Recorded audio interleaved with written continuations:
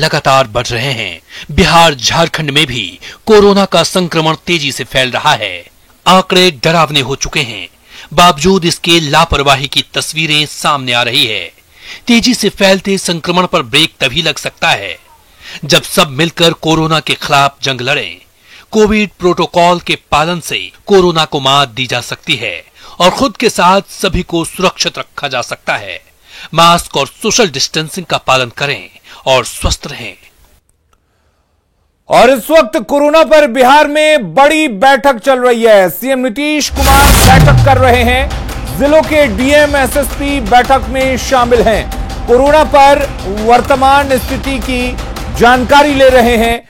Corona पर कुछ बड़े फैसले की उम्मीद की जा रही है। तस्वीरें आप देख सकते हैं। इस वक्त मुख्यमंत्री नीतीश कुमार कोरोना को लेकर अहम बैठक कर रहे हैं और बैठक की तस्वीरें इस वक्त आप अपनी टीवी स्क्रीन पर देख पा रहे हैं। और अमित हमारे साथ जुड़े हुए हैं। अमित, इस वक्त एक अहम बैठक चल रही है, क्या माना जाए, किस तरह के फैसले की उम्मीद की जाए? क्या ये तय है कि कई सख्त कदम उठाए जा सकते हैं कोरोना को रोकने को लेकर? देखिए, बिल्कुल अलीम, जिस तरह से मुख्यमंत्री ने राज्य में जो बढ़ते कोरोना के मामले हैं उसको लेकर के चिंता जाहिर की और मुख्यमंत्री नीतीश कुमार ने जो आला अधिकारियों के साथ साथ सभी जिलों के डीएम, एसपी और सिविल सर्जन के साथ उन्होंने जो बैठक बुलाई है, बैठक जो है वो शुरू हो चुकी है। और ये जो आधिकारिक सूत्र हैं वो हमारे वो बता रहे हैं कि मुख्यमंत्री बिहार में जो बढ़ रहे हैं कोरोना के मामले उसको लेकर के खासे चिंतित हैं और हो सके तो रात्रि कर्फ्यू का जो मामला है वो यहाँ भी देखने को मिल सकता है। जिस तरह से दिल्ली में रात 10 बजे से सुबह 5 बजे तक की रात्रि कर्फ्यू की बात सामने आई है, तो मुख्यमंत्री नीतीश कुमार जो है बिहार में भी रात्रि कर्फ्यू का फैसला ले सकते हैं। उसके साथ ही कोरोना के रोकथाम को लेकर के जो गाइडलाइन है, जो एसओपी जारी किया है राज्य सरकार ने, उसका कड़ाई से अनुपालन हो और सख्ती के साथ जो है वो जिला पुलिस जो है वो लोगों को जो है कोरोना के गाइडलाइन का अनुपालन करवाए, इस पर भी जो है वो बात चल रही है, हो रही है। अंदर की बात बता रहा हूं मैं। एसीएस होम या फिर जो है मुख्य सचिव के साथ साथ डीजीपी, तमाम जो शीर्ष अधिकारी हैं वो इस बैठक में शरीक हैं। वीडियो कॉन्फ्रेंस के माध्यम से सभी जिलों के एसपी, डीएम और सिविल सर्जन जो है वो बैठक में जुड़े हुए हैं। लगातार जिलावार जो है वो जानकारी मुख्यमंत्री नीतीश कुमार हासिल कर रहे हैं और साथ ही साथ ये भी जानना चाह रहे हैं कि किस जिले में जो कोरोना का मामला है वो अभी कम है। कम होने के पीछे की वजह क्या है?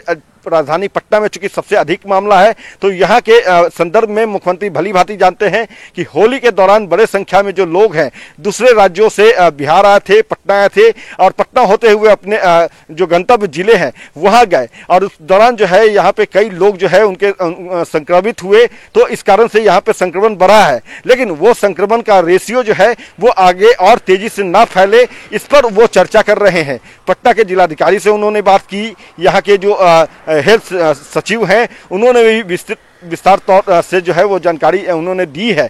आगे क्या कुछ और करने हैं, एसओपी क्या तैयार किया गया है स्वास्थ्य विभाग की तरफ से। चूंकि मंगल पांडे भी इस बैठक में मौजूद हैं, तो उन्होंने भी कई चीज़ों के बारे में मुख्यमंत्री को बताया है।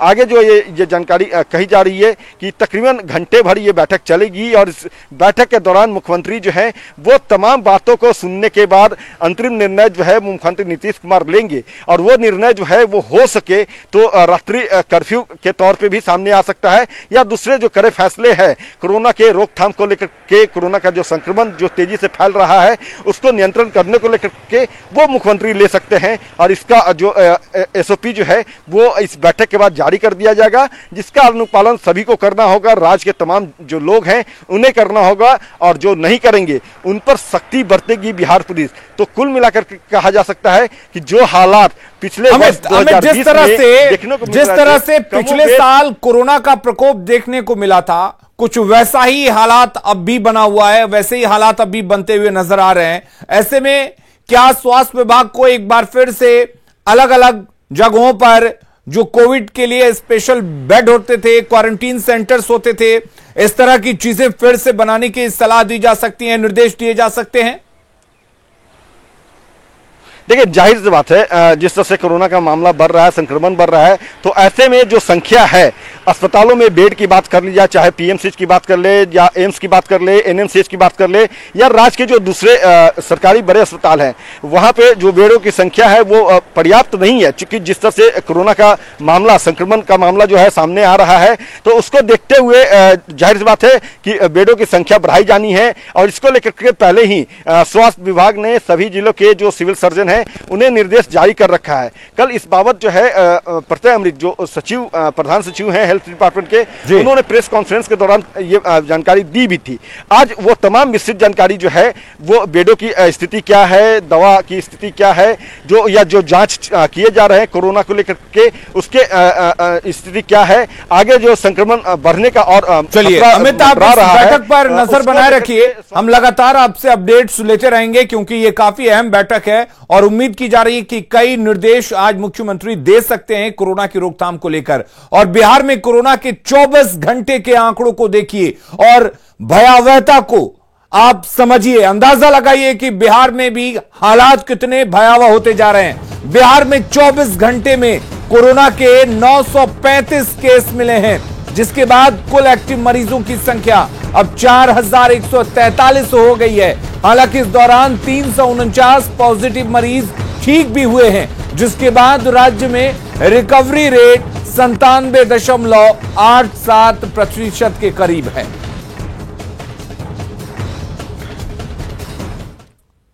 और वहीं कोरोना के बढ़ते मामले के बाद भी जमुई में लोग लापरवाह बने हुए हैं। सड़क पर अधिकांश लोग बिना मास्क के ही सड़कों पर दिख रहे हैं। हैरानी की बात यह है कि नियमों के पालन की जिम्मेदारी जिन पर है वो भी बिना मास्क के ही दिख रहे हैं। जमुई से संवाददाता केसी कुंदन की रिपोर्ट देखिए।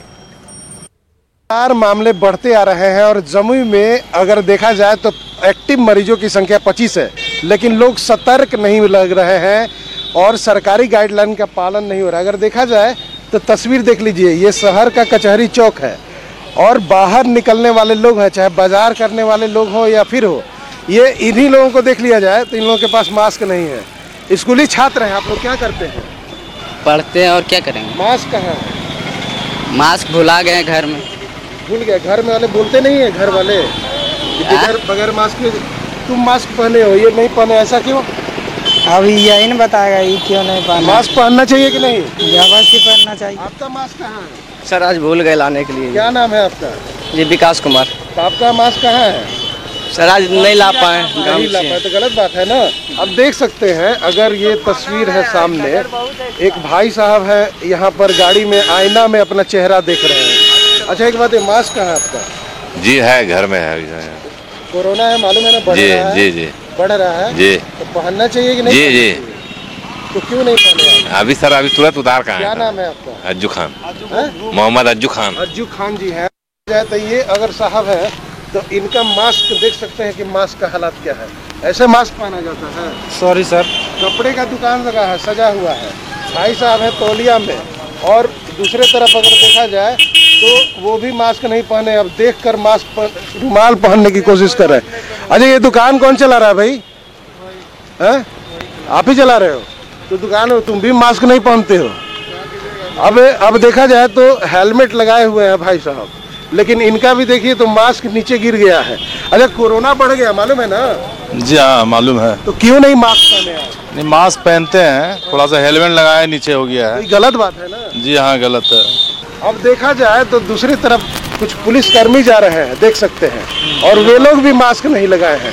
कहने का मतलब है कि जो जनता जो रोड पर निकली है वो तो लापरवाह है ही, और जो पुलिसकर्मी जिन पर प्रशासन के लोग जिन पर जिम्मेदारी है कि मास्क का पालन करा जाए, जो सरकारी निर्देश है उसका भी पालन हो। लेकिन देख सकते हैं कि सामने तस्वीर है, हम कोशिश करते हैं वहां तक जाने की। कुछ पुलिसकर्मी है जो कैमरे देखकर निकलते चले गए। अब अंदाजा लगाया जा सकता है कि जो सरकारी गाइडलाइन है कोरोना के से बचने का, उसका पालन कितना हो रहा है। ऐसे में कहा जा सकता है, हालांकि लोग कुछ मास्क पहनकर सड़क पर है, लेकिन निर्देश है कि सबको अगर बाहर निकलना है तो मास्क के साथ निकलना है, क्योंकि कोरोना से बचना है। केसी कुंदन, न्यूज़ 18 जमुई।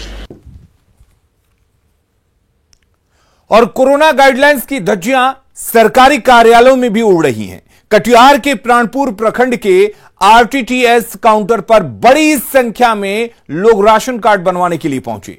यहां ज्यादातर लोग बिना मास्क पहने हुए पहुंचे थे। सोशल डिस्टेंसिंग का किसी को ख्याल नहीं था। सरकारी कार्यालय में भीड़ नियंत्रण की कोई व्यवस्था नहीं थी। कोरोना के बढ़ते संक्रमण के बीच इस तरह की लापरवाही जानलेवा साबित हो सकती है। प्राणपुर के आरटीपीएस काउंटर के बाहर उमड़ी इस भीड़ में हर किसी को राशन कार्ड चाहिए। इस होड़ में सबसे पहले काउंटर तक पहुंचने के लिए कोई किसी को पीछे धकेलने की कोशिश कर रहा है तो कोई दूसरी को खींचकर खुद अपने कदम आगे बढ़ा रहा है। महिलाओं और पुरुषों की इस भारी भीड़ में चल रही खींचतान के दौरान ये देखिए कैसे रह रहकर भगदड़ सी मच रही है। कोई किसी के ऊपर गिर रहा है तो कोई किसी और का सहारा लेकर पांव टिकाने की कोशिश कर रहा है। राशन कार्ड बनवाने की ऐसी होड़ मची हुई है कि भीड़ खुद कोरोना जैसी महामारी को न्योता दे रही है। यहाँ इतना ना महिला पूरा 12 पंचायत का आ चुका है। यहाँ कोई सुरक्षित नहीं है, कोई गार्ड नहीं है। वीडियो साहब अभी तक कोई नहीं पहुँचा है, न सीओ साहब पहुँचा है। राशन कार्ड बनवाने के लिए ऑनलाइन आवेदन जमा करने की खबर जैसे ही गांव-गांव में फैली, वैसे ही एक साथ 12 पंचायतों के हजारों ग्रामीणों की भीड़ आरटीपीएस काउंटर के बाहर जुट गई। हालात ऐसे हो गए कि इस भीड़ को संभालना मुश्किल हो गया। कई बार आला अफसरों को फोन किया गया, लेकिन कोई भी इस भीड़ को काबू करने के लिए मौके पर नहीं पहुंचा। यहाँ कोई किसी को फोन भी किया जाता है, फोन भी नहीं उठाता है वीडियो साहब। अंचल गार्ड है क्या? अंचल भी एक गो अंचल गार्ड है, उसको भी बोलते हैं जाइए अंदर में, कुछ नहीं बोलता, बोला हम डर के मारे वहाँ भी नहीं जाएंगे। बिहार में इन दिनों कोरोना का नया रिकॉर्ड बन रहा है। कोरोना से बचने के लिए बार बार कोविड गाइडलाइंस के पालन करने की अपील की जा रही है, लेकिन प्राणपुर में उमड़ी ये भीड़ खुद कोरोना को न्योता देती नजर आ रही है। सुब्रत कुहा, न्यूज़ 18, कटिहार। और आपकी लापरवाही के कारण ही कह रहे हैं कि आप साथ देंगे तो बिहार सेफ रहेगा, क्योंकि 5 दिनों के आंकड़ों के बाद बिहार में कुल एक्टिव केस अब 4143 हो चुके हैं, जिसमें 5 दिनों में मिले नए कोरोना के मरीज हैं 3785। आंकड़ों के हिसाब से बिहार में 5 दिन पहले तक महज 358 केस थे, जिसमें अंतिम 5 दिनों में कुल 91.35% की वृद्धि हुई है। इससे साफ है कि बिहार में अगर आम लोग साथ नहीं देंगे तो स्थिति और भी भयावह होती जाएगी।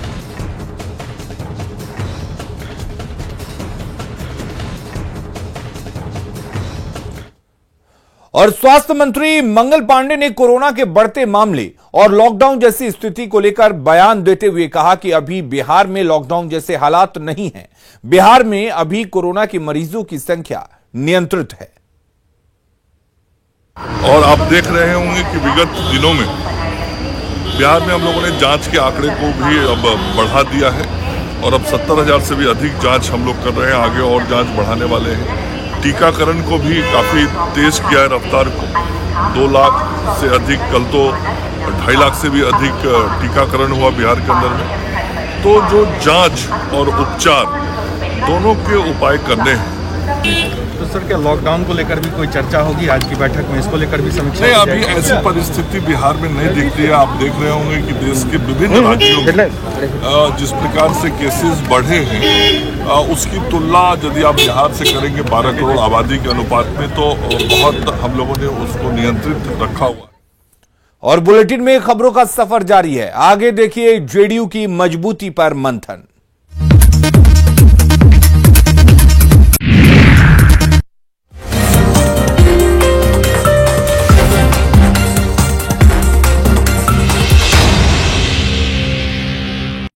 Viewers, India's largest news network, News 18 Network.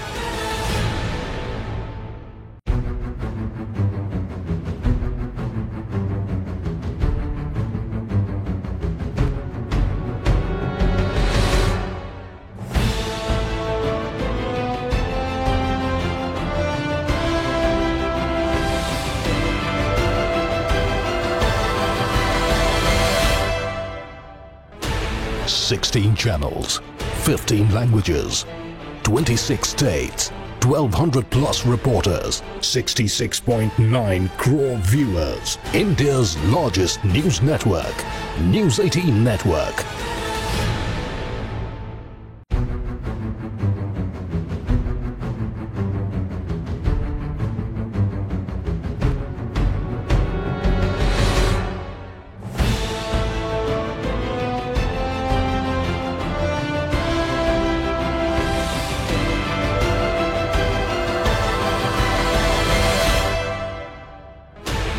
Sixteen channels, 15 languages, 26 states, 1200 plus reporters, 66.9 crore viewers. India's largest news network, News 18 Network.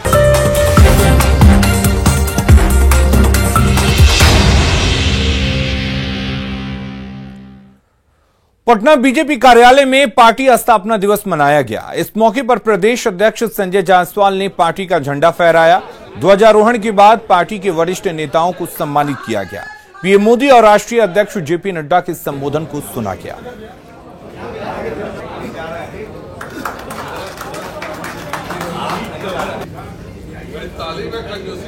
Bharatiya Janata party के सभी कार्यकर्ताओं को स्थापना दिवस की बहुत बधाई है।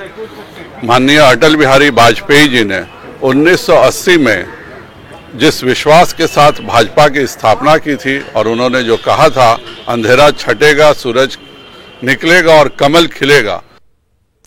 पटना जेडीयू कार्यालय में अति पिछड़ा प्रकोष्ठ और अल्पसंख्यक प्रकोष्ठ के नेताओं की बैठक आयोजित की गई है। इस बैठक में राष्ट्रीय अध्यक्ष आरसीपी सिंह ने कोरोना काल में संगठन को बूथ स्तर तक पहुंचाने और पार्टी को मजबूत बनाने की टिप्स दिए। आरसीपी सिंह ने कहा कि समय समय पर पार्टी समीक्षा बैठक करती रहती है।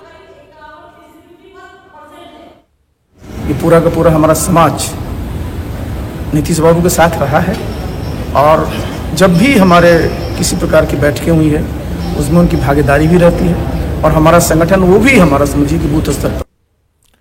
बेतिया के गवर्नमेंट मेडिकल कॉलेज अस्पताल में करोड़ों रुपए खर्च कर किडनी डायलिसिस की व्यवस्था शुरू की गई, जिससे मरीजों को आसानी हो। लेकिन यहां पर डायलिसिस से पहले जो जरूरी जांच करवाया जाता है वो नहीं हो पा रहा है, जिसके चलते मरीजों को काफी परेशानी हो रही है।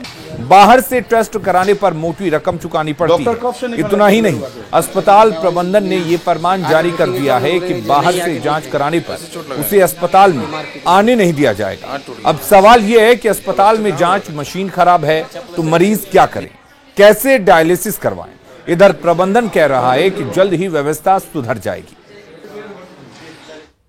KFT LFT का अलग है, सोडियम पोटेशियम का अलग मशीन नहीं है। मशीन आई है तो मशीन लगा हुआ है। टेस्ट तो लिए हैं सीबीसी का नहीं, सिर्फ उसमें जो टिक लगा है वो टेस्ट हमने ले लिया। इसमें 3 जांच है तो उसमें मात्र एक ही जांच क्या हो है भैया। ऐसा हम लगे सीबीसी के जांच होता है, हम लगे सीरम इलेक्ट्रोलाइट्स का मशीन नहीं के टेस्ट नहीं के हो पाओ। ठीक बात समझिए। बस डायलिसिस वाले मरीजों को जांच करने के पश्चात ही एडमिशन होता है। वो अस्पताल में भर्ती होकर नहीं रहते हैं, वो आते हैं, डायलिसिस कराते हैं और फिर चले जाते हैं। उसमें ज़्यादा टेस्ट की जरूरत नहीं पड़ती है। एक बार में HIV ये सब टेस्ट और वायरल मार्कर किया जाता है, जो वो करवा के ही यहाँ आते हैं। पटना समेत बिहार के कई जिलों के लोग जहरीली हवा में सांस ले रहे हैं। पटना, गया, हाजीपुर, मुजफ्फरपुर समेत कई शहर की हवा की गुणवत्ता खराब श्रेणी तक पहुंच गई है। देखिए संवाददाता अमित कुमार की रिपोर्ट। पटना की हवा एक बार फिर से जो है वो जहरीली हो चुकी है और यह हम बता रहे हैं। ये देखिए, ये पटना पॉल्यूशन कंट्रोल बोर्ड है। यहाँ पे जो है आपको दिखाना चाहेंगे कि ये देखिए, यहाँ पे जो बोर्ड लगा है पॉल्यूशन कंट्रोल बोर्ड के बाहर में, ये जो बोर्ड लगा है उसमें जो है वो बता रहा है कि पटना में जो है वो एक्यू लेवल जो है एसकेएम हॉल के पास 328 है, BIT मिश्रा के पास 289 है। इस तरीके से अगर बात हम कर ले government high school Patna city तो वहाँ पे 145 है। इंडस्ट्रियल एरिया जो हाजीपुर है वहाँ पे जो QI लेवल है 190 है। तो इस तरह से पूरे बिहार की अगर बात कर ली जाए तो जो हवाएं जो हैं वो जहरीली हो चुकी है और इसको इसकी जो है शिनाख्त जो है वो यहाँ पे जो बिहार पॉल्यूशन कंट्रोल बोर्ड का ये कार्यालय है। राज्य सरकार लगातार जो है वो पहल कर रही है कि आम लोग जो हैं उन्हें जो है साफ़ सफाई रखने को लेकर के उन्हें जागरूक कर रही है। लेकिन फिर भी जो हवाएं जो हैं वो होली के बाद ये मापा गया है कि हवा जो है वो जहरीली हो गई है और ये काफ़ी चिंता की बात है। अमित कुमार, न्यूज़ 18 पटना। तो पटना, गया और मुजफ्फरपुर की हवा जहरीली हो चुकी है। इसके साथ ही शहर कई ऐसे हैं जहां की हवा जहरीली हो चुकी है। अगली खबर का रुख करते हैं। भोजपुर में एक बार फिर से अपराधियों ने कानून को चुनौती दी है। नवादा इलाके के न्यू करमन टोला बस स्टैंड स्थित लक्ष्मी जनरल स्टोर को सोमवार की देर शाम को निशाना बनाया। हथियारों से लैस बदमाशों ने दुकानदार और सभी स्टाफ को बंधक बना लिया और 70,000 कैश और सोने की चेन लेकर फरार हो गए। 2 लुटेरों ने इस वारदात को अंजाम दिया। ये पूरी वारदात दुकान में लगी सीसीटीवी कैमरे में कैद हो गई। पुलिस फुटेज के आधार पर लुटेरों की तलाश में जुट गई है।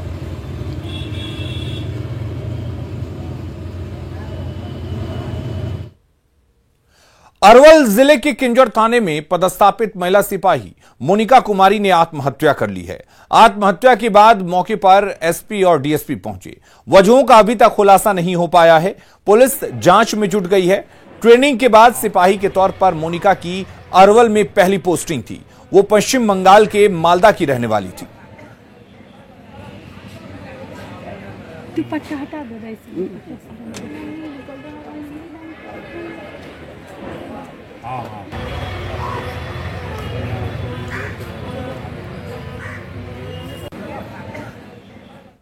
मधुबनी हत्याकांड पर बिहार सरकार के डिप्टी सीएम तारकिशोर प्रसाद ने कहा है कि बिहार सरकार गंभीरता से इस मामले को देख रही है।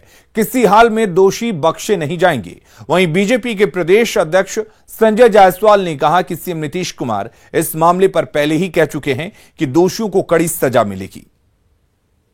संघार अपने आप में एक दुखद घटना है और नीरज सिंह बबलू भारतीय जनता पार्टी के नेता और हमारे सरकार के मंत्री के रूप में गए हैं और सरकार सख्त कार्रवाई कर रही है और इस संबंध में किसी भी इस प्रकार के जो अपराधी हैं जिन्होंने मधुबनी ऐसी घटना को अंजाम दिया है वो बख्शे नहीं जाएंगे और इस तरह के चीजों पर माननीय मुख्यमंत्री जी और हमारी सरकार स्वयं इस पर अनुसरण कर रही है। बिहार में स्थिति में जो मधुबनी कांड हुई बहुत ही दुखद है और हर हालत में अपराधी भी पकड़े जाएंगे और उन परिवार वालों को भी मदद हर तरह की सरकार करेगी।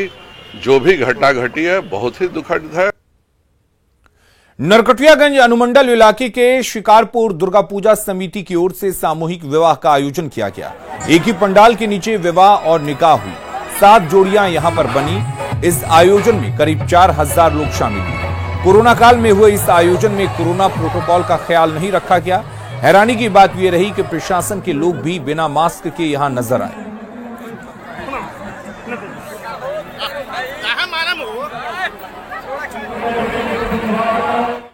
दुर्गा पूजा समिति डीके शिकारपुर जो विगत कई वर्षों से दुर्गा पूजा हम लोग करते आ रहे हैं, लेकिन इस साल हम लोग सभी दुर्गा पूजा समिति के जितने भी सदस्य हैं हम लोग ने निर्णय लिया कि हम लोग सामूहिक विवाह का आचरण करें और कौमी एकता को कायम रखने के लिए और आपसी भाईचारा को कायम रखने के लिए हिंदू और मुसलमान दोनों का शादी एक साथ किया जा रहा है। हिंदू का विवाह हिंदू रीति रिवाज से और मुसलमान का शादी मुसलमान रीति रिवाज से किया जा रहा है। खबरें लगातार जारी रहेंगी। बने रहिए न्यूज़ 18 बिहार झारखंड के साथ। होली के दिन क्यों खेली गई खून की होली? महमदपुर में कैसे लिखी गई रक्त चरित्र? कत्ल से कुर्की तक की कहानी